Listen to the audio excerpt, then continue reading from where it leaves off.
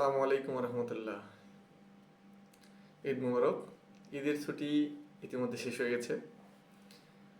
আবার নতুন করে আমাদের যে যার জায়গায় ফিরে যেতে হবে। আমরা যারা চাকরির প্রস্তুতি নিচ্ছিলাম বা পড়াশোনার মধ্যে ছিলাম, তারা হয়তো ঈদে বা রমজানের কারণে দেখা যাচ্ছে যে একটু ইবাদত বন্দেগীর কারণে বা শরীর একটু অলস বা দুর্বল হওয়ার কারণে পড়াশোনা থেকে একটু দূরে চলে এসেছিলাম। তারা আবার নতুন উদ্যমে পড়াশোনা শুরু করার জন্য প্রস্তুতি নিয়েছি হয়তো, যে যার মতো ঢাকায় বা যে যেখানে অবস্থান করতেন আর কি, সে জায়গায় ফেরার জন্য তোড়জোড় শুরু হয়ে গেছে। অনেকেই ইতিমধ্যে ফিরেছেন। যার যেমন ব্যস্ততা বা যার যেমন আগ্রহ বা যার যেমন চাহিদা, সে অনুযায়ী হয়তো সে সেভাবে তার অবস্থান থেকে নিজস্ব স্থানে ফিরেছেন। আশা করি সবার পরিবার পরিজন ভালো আছে, আলহামদুলিল্লাহ। তো আমাদের বর্তমান সময়টা খুবই ক্রুশিয়াল একটা সময়, খুবই গুরুত্বপূর্ণ একটা সময়। আমরা যারা পড়াশোনা করছিলাম বা পড়াশোনা করছি তাদের জন্য মাঝখানে এই 10-15 দিন একটা ছন্দপতনের কারণে পড়াশোনাতে কিন্তু একটু গ্যাপ হয়ে গেছে।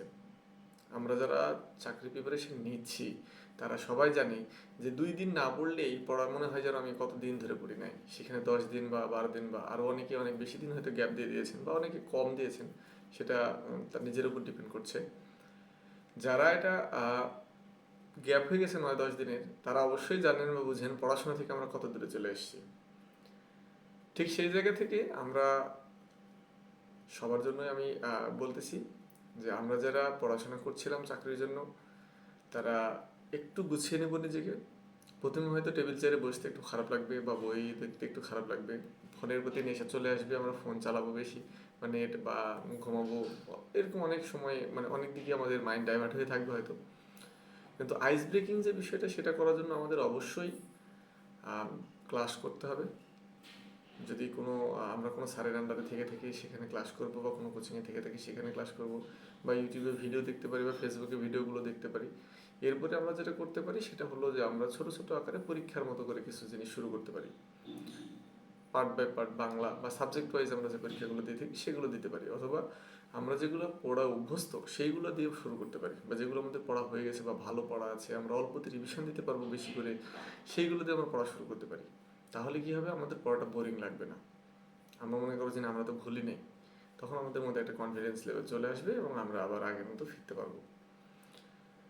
তো সামনেই হয়তো পরীক্ষাগুলো শুরু হয়ে যাবে, অলরেডি বিসিএসসি ডেট দিয়ে দিয়েছে।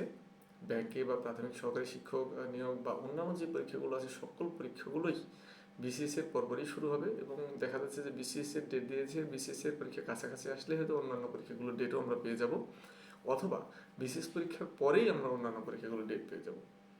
তো আসলে বিসিএসকে টার্গেট ধরা হয় এবং তার পরবর্তী সময়গুলোতে মানে হল বুক করা বলেন আর পরীক্ষার শিডিউল দেওয়া বলেন, সবগুলোই রেডি হয়ে থাকে। পরীক্ষা নিয়ন্ত্রকরা ওইভাবেই চিন্তা ভাবনা করে থাকেন যে বিসিএস যেহেতু বড় পরীক্ষা, সবাই বিসিএসটা অ্যাটেন্ড করুক, এরপরে আমরা আমাদের পরীক্ষাগুলো দেবো আর কি, পার্ট বাই পার্ট। তো বিসিএস এর পরে কিন্তু পড়ার অত সুযোগ পাবেন না। ব্যাংক প্রত্যাশী ভাইয়েরা, প্রাথমিক সরকারি শিক্ষক নিয়োগ, অন্যান্য যারা আছেন, যারাই আছেন না কেন, চাকরির প্রিপারেশন যারাই নিচ্ছেন না কেন, তারা কিন্তু অতটা সুযোগ হয়তো পাবেন না। পরীক্ষা একবার শুরু হয়ে গেলে, পরীক্ষা এখন হচ্ছে না, মনে হচ্ছে পরীক্ষা হচ্ছে না, কবে হবে, এবছর হবে কিনা আসলে বোঝা যাচ্ছে না। অনেক অনেক রকম মন্তব্য করতে পারেন, কিন্তু আমি যদি আপনাদের একটু বিগত দিক থেকে যদি বলে থাকি, বিসিএস হয়ে যাওয়ার পর কিন্তু একটা জট খুলে যায়, মনে হয় গিট্টু খুলে গেছে। এরপরে পরীক্ষার পর পরীক্ষা হতে থাকে, পড়াশোনার আসলে সুযোগ হয়ে থাকে না। যারা ঢাকায় থাকেন তারা মডেল টেস্ট দেওয়ার মতো পরীক্ষা দেন, ঢাকার যারা বাইরে থাকেন তাদের জন্য তখন রাস্তাঘাটেই থাকতে হয়। দেখা যাচ্ছে যে বৃহস্পতিবার রাত্রে ট্রেনে উঠছে, শুক্রবার রাতে আসতেছে, আবার বৃহস্পতিবার যাচ্ছে আসতেছে, এরকমভাবে চলতেছে আর কি। তো আমরা যারা প্রিপারেশন নিচ্ছিলাম তারা এখন থেকেই সিরিয়াস হই এবং ফুল দমে, ইন ফুল সুইং যাকে বলে, পুরো দমে আমরা পড়াশোনা শুরু করি। সামনে আমাদের সফলতা নিশ্চিত ইনশাআল্লাহ।